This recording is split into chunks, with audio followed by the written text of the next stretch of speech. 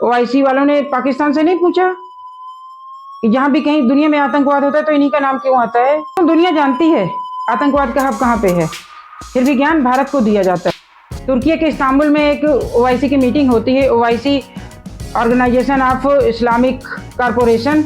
इसमें कुछ कट्टर देश वाले भी शामिल हैं। वैसे 57 इस्लामिक कंट्री हैं, पर कुछ कट्टर देश जैसे कि तुर्की, अजरबैजान, पाकिस्तान का तो पता ही है, तो भारत के खिलाफ एक प्रस्ताव पारित करते हैं कि भारत ने जो ऑपरेशन सिंदूर किया था वो उकसावे की कार्रवाई थी, और जो सिंधु का जल रोक लिया है उसके ऊपर इन दोनों देशों को द्विपक्षीय वार्ता में बैठना चाहिए और इसको बंद नहीं करना चाहिए। सिंधु वाटर ट्रीटी भारत ने बंद कर दी है, तो इसको भी चालू रखना चाहिए, इसको बंद नहीं करना चाहिए।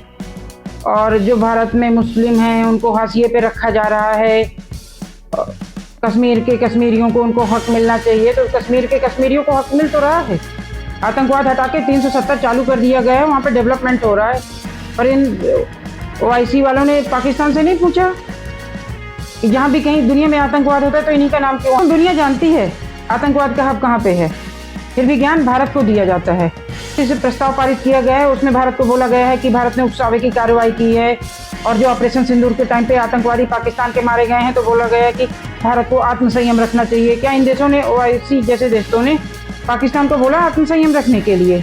चाहे वो उरी हो, पुलवामा हो, चाहे पहलगाम हो, संसद हो, मुंबई का कसाब को जिंदा पकड़ा गया था। नहीं तो ऐसे तो बोल देते हैं पाकिस्तान बेचारा बहुत है, कुछ भी नहीं करता है, और पाकिस्तान बेचारा बहुत है और भारत में निर्दोष नागरिकों को मारता रहता है। भारत को शौक चढ़ा है कि जा जाके अपने पैसे बर्बाद कर करके पाकिस्तान में फालतू में उसको आधे में छोड़ के, अधमरा छोड़ के छोड़ना पड़ता है कि, और फिर जैसे थोड़ा सा हल्ता फूलता तो क्या है कि थोड़ा बहुत पैसे मिलते हैं, फिर ये शुरू हो जाता है।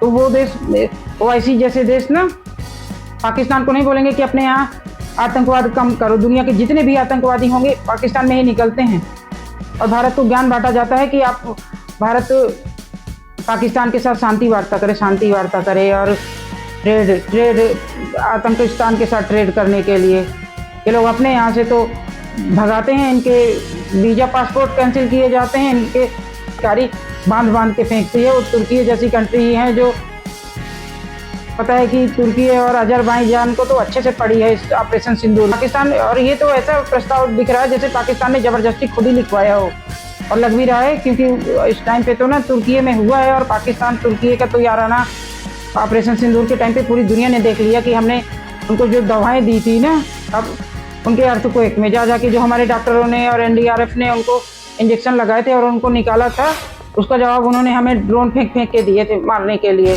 तो कितनी हुई है। तो इसमें इजराइल के खिलाफ भी प्रस्ताव पारित किया गया है कि जो गाजा में 50 लाख लोग हैं और मार रहा है उनको इजराइल। तो दोस्तों 50 लाख लोग हैं गाजा में, और कितनी कंट्रियां हैं? 57 कंट्रियां। अगर 50,000 से कम ही 30-40 हज़ार भी ले लेना हर एक कंट्री, तो बेचारों की ज़िंदगी सुधर जाएगी। पर गाजा को तो बोल रहे हैं कि पूरा इजराइल ने मार मार के धुआं कर दिया है। तो अगर इनको इतनी चिंता है तो ये खाली मुंह से ही क्यों बोलते हैं, कुछ करके भी दिखाएं ना। 40-40 हज़ार अपने यहाँ ले लो, उन नागरिकों को बेचारों को रोटी नहीं मिल रही है। खाली ज्ञान बांटने से थोड़ा ना होता है।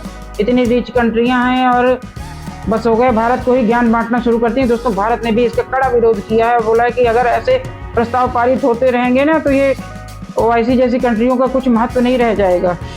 दोस्तों आप लोगों को क्या लगता है, ये सब पाकिस्तान ने लिखवाया है ऐसा जो लिखा है? कमेंट करके बताइएगा। धन्यवाद। वंदे मातरम। भारत माता की जय।